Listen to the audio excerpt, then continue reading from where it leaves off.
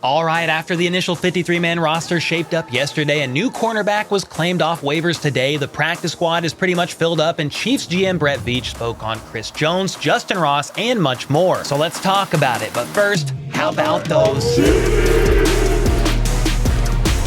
First up, Chiefs GM Brett Veach spoke to the media today, and of course, everybody wanted to know about Chris Jones and the status of the contract negotiations, and Veach did say there has been increased communication over the last few days, and the team is certainly hopeful that Chris is here for week 1. Quote, "We have been in communication over the last few days and are going to continue to press on and work hard, and hopefully Thursday, Chris is in the lineup and he's ready to go." And when asked for clarity on if a deal will get done or Chris Jones will simply return because no deal is going to get worked out, Veach said he wants to keep the details of communication private between the two parties out of respect for the whole process and hopes they can continue to work to get something done. So do with that what you want, because it basically means nothing to me at the moment. I mean, don't get me wrong, I'm happy that communication is ramped back up, but what does that truly mean? A new deal? If so, when? Or no new deal? And if not, how about those Chiefs? No. How about the return of Chris Jones? Only time will tell there. Then Veach had some seemingly good news about players possibly going to IR now that cutdowns have happened. If you watched my video yesterday, I said there's a few players to watch for that could potentially move to short-term IR. Players like Kadarius Toney, L'Jarius Sneed, Nick Jones, Nick Allegretti, and Leo Chanel. And then we could possibly see some veteran players that the Chiefs released return. Players like Deion Bush and or Danny Shelton. But more on them later, because Veach didn't make it seem like anyone was going to IR within a day and then a swap out like that would even happen. He said all the guys should be out there on the practice field this week. However, that doesn't mean everybody is 100% good to go just yet. He said Toney and Sneed have a good chance to be where they need to be week 1, but quote, "We'll see." Veach is going to defer to Rick Burkholder on if they will for sure be ready to go or not come week 1, but it doesn't appear anyone is being moved to IR, at least according to the words of Brett Veach. Veach was then asked about the wide receiver room, and he mentioned that having 7 receivers gives them a variety of different ways to attack a defense, with some receivers being in for all packages and others having certain plays catered towards their strengths and skill sets. He mentioned Richie James, for example, who could handle a bunch of stuff with the return game, and that makes me think he may be the team's kick and punt returner, especially considering Deneric Prince is not on the 53-man roster at the moment. Veach then mentioned Justin Ross as a size guy and immediately shared how Jody Fortson was a guy Andy Reid always had packages for on short yardage and in the red zone, which to me further validates the thought that Justin Ross could be used in ways that Fortson was. Not that that will be his only usage, but it's worth noting that Justin Ross's red zone TD in the preseason finale can be something we see more of in the regular season. Veach said, quote, "He's just progressively gotten better in regards to Justin Ross," and then mentioned that the offensive playbook is super complicated, but you will see guys like Justin Ross and Rashee Rice out there in certain packages, which will hopefully lead them to more opportunities throughout the season. And then regarding quarterback Shane Buechele enrolling with only 2 quarterbacks on the 53-man roster, Veach said it was a tough decision to make, but Blaine Gabbert came out and won the job. He said that keeping 6 linebackers was a bit of an oddity, but it seems like that played a role, as well as managing the D-line with Chris Jones not around, Minihue suspended, and wanting to keep some additional cornerbacks made Shane Buechele's QB3 position expendable. And we'll get there, but he's not even on the practice squad, guys, so I don't know what to make of Shane Buechele right now at the moment. Next up, though, let's take a look at some more roster moves before we take a look at how the Chiefs practice squad is shaping up, because today the Chiefs did claim 1 player off of waivers, which means that player is now on the Chiefs 53-man roster, somebody that I'm pretty excited about, and that is cornerback Darius Rush, who was a 5th-round pick by the Indianapolis Colts in this year's 2023 NFL Draft that was surprisingly waived on cutdown day. He's 6'2", 198 pounds, ran a 4.36 40. He's like the 8th fastest corner in this year's draft, has a 33 3/8 inch wingspan, as well as a very high 9.81 relative athletic score. So once again, the Chiefs are taking a chance on a very athletic player that they hope to be able to shape and mold into the Chiefs secondary. Well, he certainly fits the Spags prototype for a lengthy athletic corner and is also a similar height and weight to Joshua Williams, who is 6'3", 195 pounds, and Jalen Watson, who is 6'2", 197 pounds. And speaking of both Watson and Williams, Jim Nagy, the executive director of the Senior Bowl, reported that they had the same grade on Darius Rush as they did Joshua Williams and higher than Jalen Watson. So that is definitely intriguing to say the least. However, I don't see him playing out there on defense for a little while, at least as he gets up to speed in Spags' complex defense, though maybe we see him out there even quicker on special teams, assisting Dave Tobe and company. I also wanted to point out that the Chiefs claiming Rush off of waivers also means they inherit his rookie contract. So this is a guy they have under control for 4 years, which is pretty awesome. The Colts done messed up, which is no surprise because it's not going well over there in Indy at all. Anyway, the addition of Rush is honestly a welcome sight considering a couple of corners are currently battling through some injuries. L'Jarius Sneed in his knee, as well as Nick Jones, who is healing through a couple of fractured fingers. And speaking of cornerbacks, the Chiefs did lose one of the players they waived yesterday that I would assume they were hoping cleared waivers, and they lost him to the Cleveland Browns. That was Kahlef the Thief Halassi, and while that is certainly unfortunate, I wish him the best there, and hopefully Juan Thornhill takes him under his wing. Anyway, enough of that team.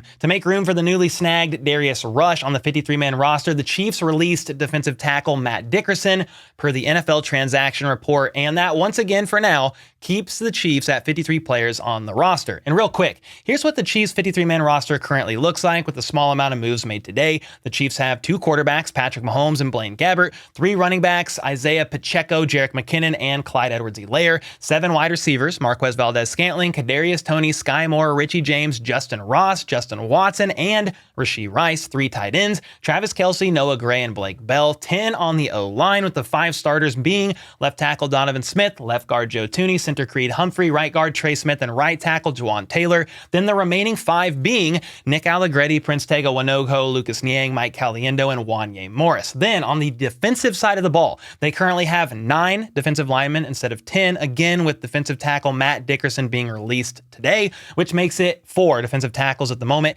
Derek Nottie, Turk Wharton, Keandre Coburn, and Neil Farrell, the guy they recently traded for from the Raiders yesterday. Then there's 5 defensive ends: George Karlaftis, Mike Dana, Malik Herring, Felix Anudike-Uzama, and BJ Thompson. 6 linebackers: Nick Bolton, Willie Gay Jr., Drew Tranquil, Leo Chanel, Jack Cochran, and Cam Jones. And today there's now 6 cornerbacks instead of 5 yesterday, with the addition of Darius Rush, as well as the 5 others being Trent McDuffie, L'Jarius Sneed, Jalen Watson, Joshua Williams, and Nick Jones. And then there's 4 safeties being Justin Reed, Brian Cook, Chamari Connor, and Mike Edwards. And finally 3 specialists, with those being Harrison Butker, Tommy Townsend, and long snapper James Winchester. Okay, I know that was a lot, yes, but we're just getting started because now it's time to look at the team's practice squad. But before we do that, here's some basic practice squad rules in case you aren't aware of them, or maybe it's just a good reminder. The practice squad can have a maximum of 16 players, with an exception for a 17th through the International Pathway Program. 6 of those players can be veterans with no limit on the amount of accrued seasons they have in the league, and the remaining 10 then have to have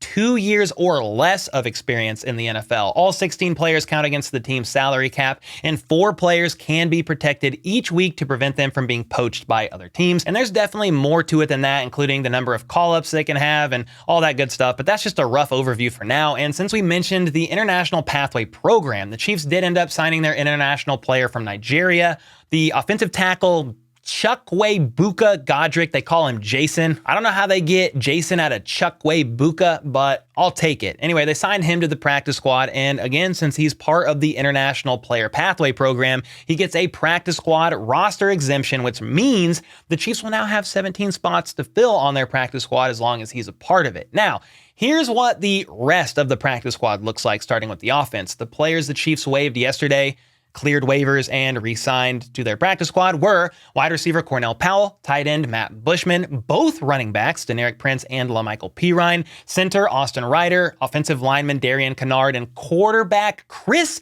Oladokin, which means, as of right now, Shane Buechele is not on the practice squad. A wild turn of events, considering many had Buechele making the roster as QB3, and some were even calling for him to be QB2 over Blaine Gabbert. And I'm happy to see both Deneric Prince and LaMichael Pirine made the practice squad, cleared waivers, and the Chiefs were able to get him. I think Deneric Prince just needs some more time to get familiar with the Chiefs' offense and develop, and Pirine would be the next man up in case of injury for sure. However, that does mean that running back wide receiver hybrid Jerry and Ely really isn't part of the team at the moment. I'm glad Bushman, though, cleared waivers as he's some nice depth as well for the tight end room. And then Darian Kennard was a pretty surprising player waived, but I think the Chiefs were confident he would clear waivers. And that's exactly what he did. In fact, I think most of the players that fans were upset about not making the roster, Matt Bushman, LaMichael Pirine, and Deneric Prince, are all here aside from Shane Buechele. Now, the Chiefs did snag a couple of other players on the offensive side of the ball, with those being tight end Garrett Prince and wide receiver Montrell Washington. Garrett Prince not only makes this yet another Prince on the team, Deneric Prince, Prince Tega Winogo,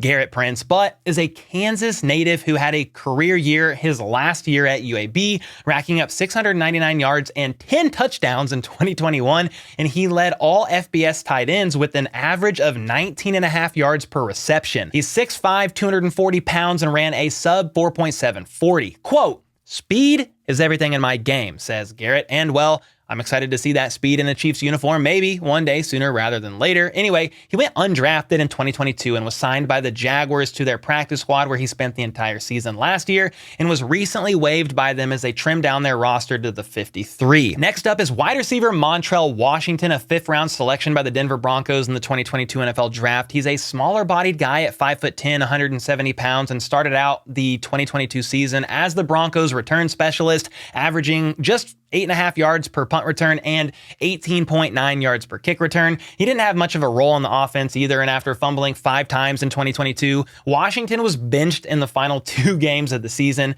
But I will say this, I read very little into some of these stats because the Broncos were a literal train wreck last season. But it's interesting to note the Chiefs still snagged Washington rather than, I don't know, anyone else in the wide receiver room that was on the 90-man roster and knows the playbook. However, Cornell Powell does. He's there, and the Chiefs already have 7 wide receivers on the roster, so not really worried about that. And now, on the defensive side of the practice squad, players that were part of the 90-man roster that got waived, cleared waivers, and signed to the Chiefs practice squad were linebacker Cole Christensen, cornerbacks Reese Taylor and Echo Boydo, safety Deion Bush, love to see it, defensive tackle Danny Shelton, defensive tackle Matt Dickerson, who was just released from the 53-man roster today to make room for cornerback Darius Rush. You also had defensive tackle Truman Jones and defensive tackle Chris Williams. I like seeing a couple of the young cornerbacks return, though I was hoping Kahlef the Thief would make it here. Sadly, he did not. And then the welcomed veteran presence of Deion Bush and Danny Shelton is a great thing for both the secondary, even though Bush primarily played on special teams last year and will probably get called up to help with that from time to time,